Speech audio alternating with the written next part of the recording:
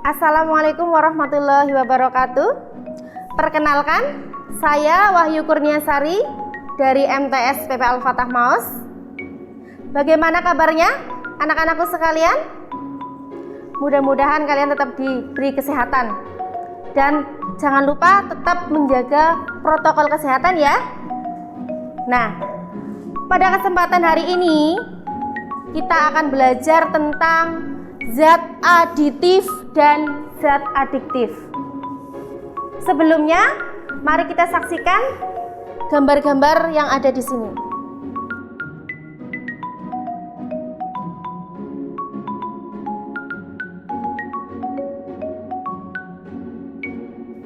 Gambar yang sudah ditayangkan tadi adalah tentang makanan dan minuman yang banyak mengandung zat aditif.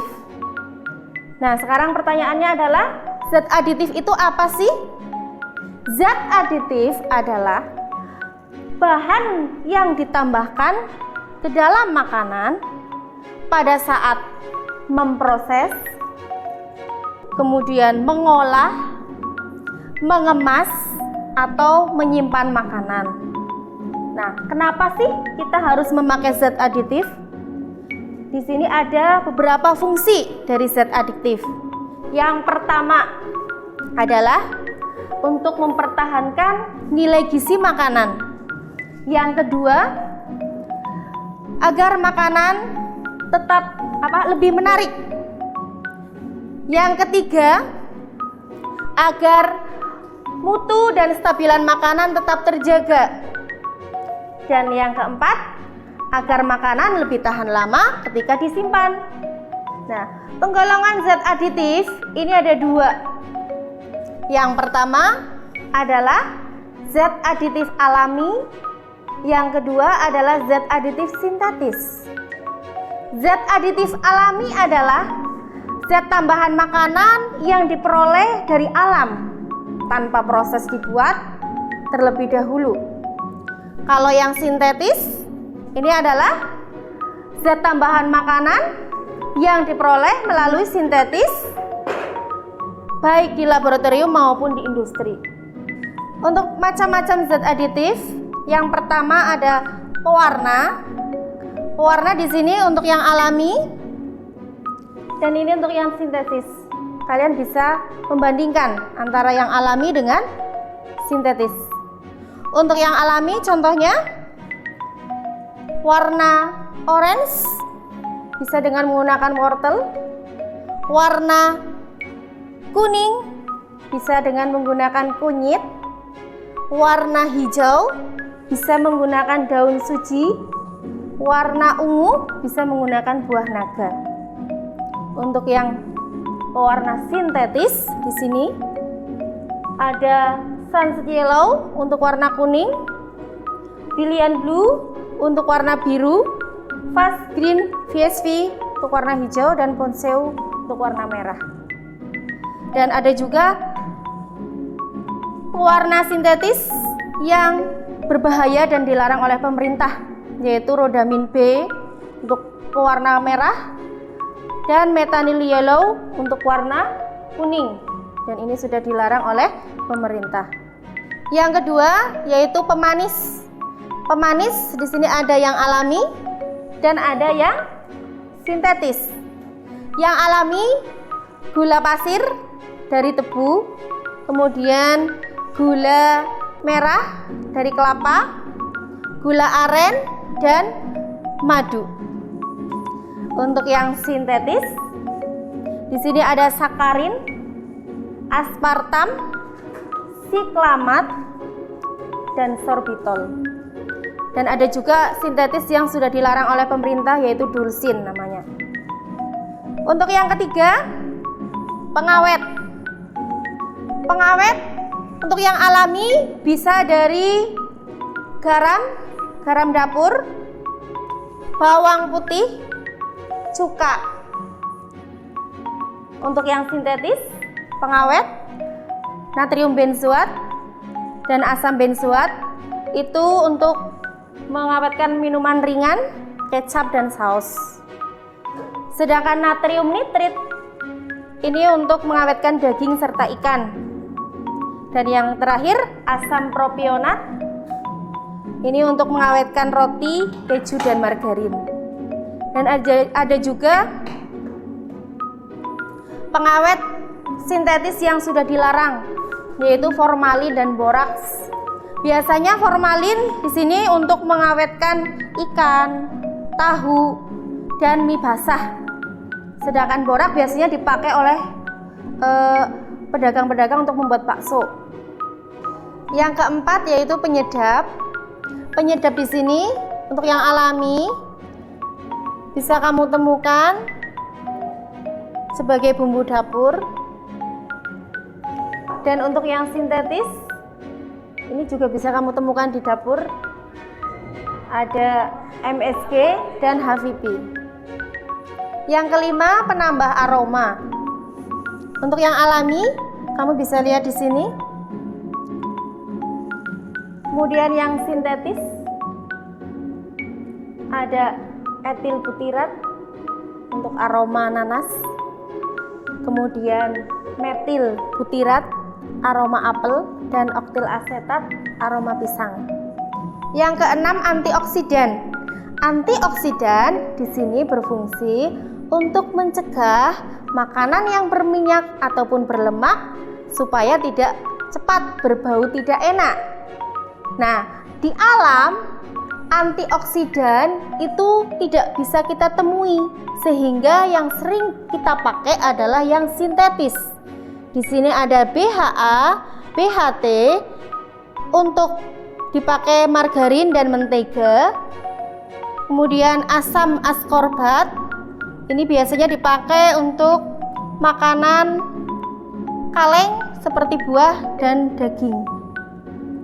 Penggunaan zat aditif sintetis pada makanan dianjurkan sesuai dengan aturan yang tercantum pada etiket penggunaan. Meski begitu, beberapa orang ada yang sensitif terhadap zat aditif tertentu sehingga mengganggu kesehatan.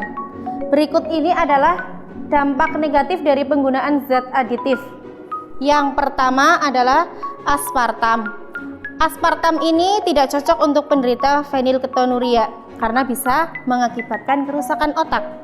Yang kedua, pewarna sintetis yang bercampur dengan pengawet natrium benzoat ini bisa menyebabkan hiperaktif pada anak-anak. Yang ketiga, formalin dan boraks. Di sini menimbulkan penyakit yang menyerang organ seperti otak, hati, ginjal, dan kulit. Yang keempat, MSG.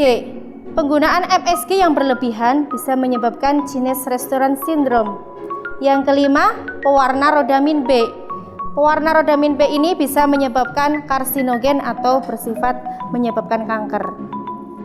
Hal-hal apa saja sih yang bisa kita lakukan untuk mengurangi dampak negatif dari zat aditif tersebut? Yang pertama, kita bisa mengurangi penggunaan zat aditif yang berlebihan. Yang kedua, menggunakan zat aditif yang berasal dari alam. Yang ketiga, memeriksa tanggal produksi dan tanggal kadaluarsanya. Yang keempat, memeriksa bahan kimia yang ada di dalam makanan kemasan dengan melihat komposisi bahannya. Zat aditif. Zat aditif adalah zat-zat yang pemakaiannya dapat menimbulkan ketergantungan fisik yang kuat dan ketergantungan psikologis yang panjang.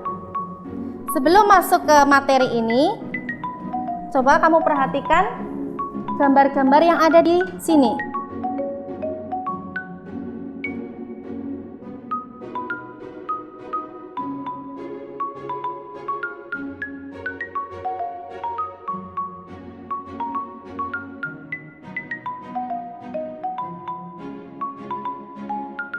Setelah melihat gambar-gambar tadi, kita bisa tahu bahwa narkoba itu berbahaya.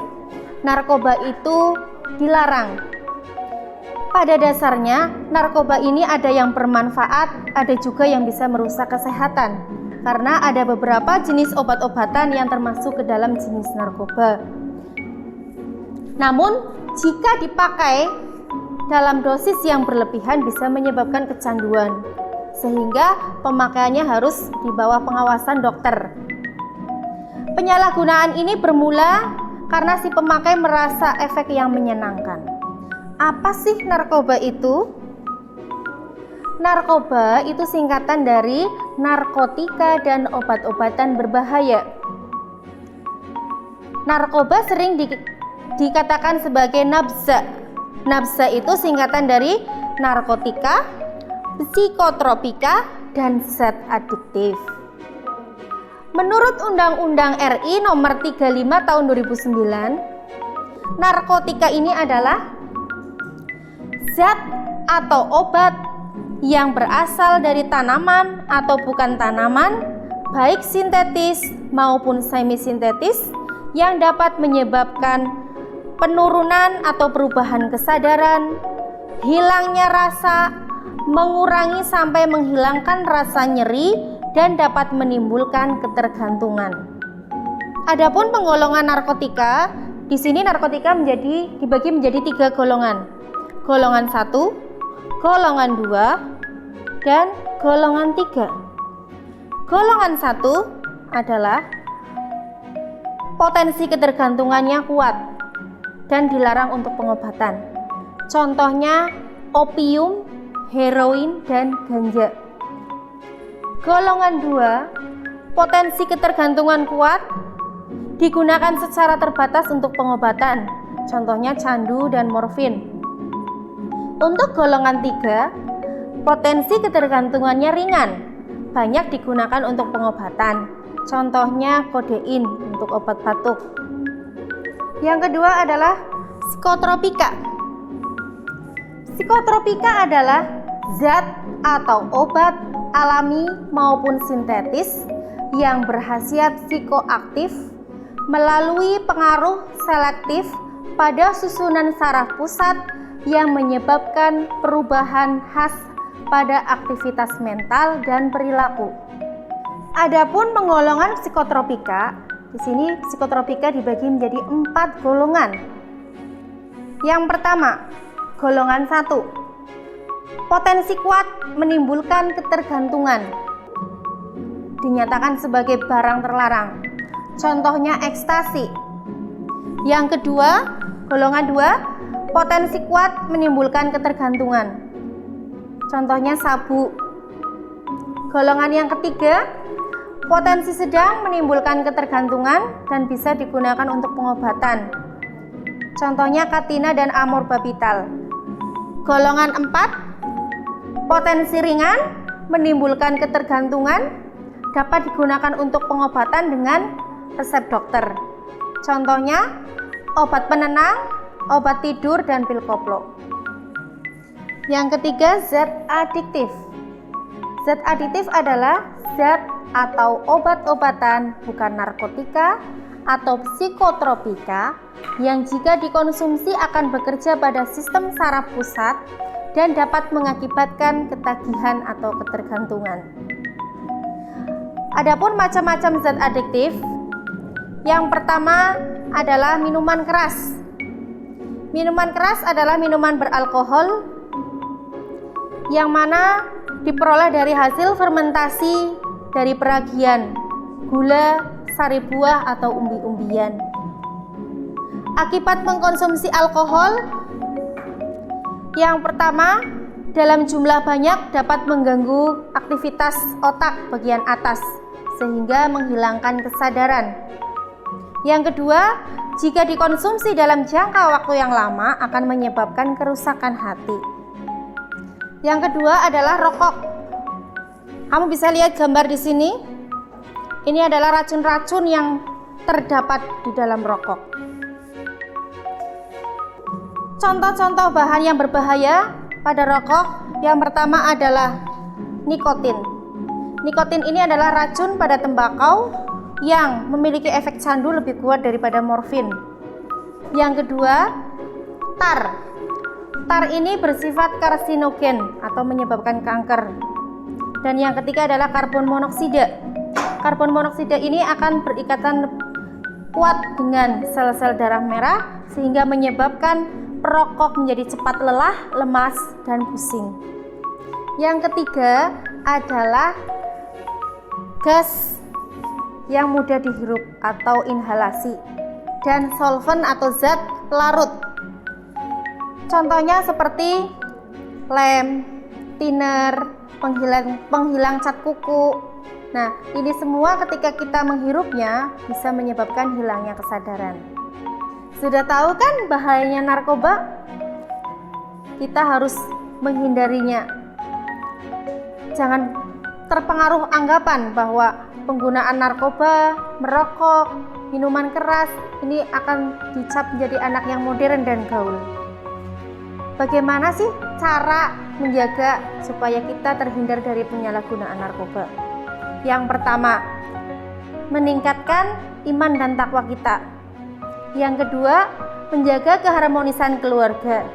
Yang ketiga, menambah kegiatan yang bermanfaat atau positif. Yang keempat adalah memilih pergaulan teman yang baik. Demikian pembelajaran dari saya tentang zat aditif dan zat adiktif. Sekian dan terima kasih. Wassalamualaikum warahmatullahi wabarakatuh.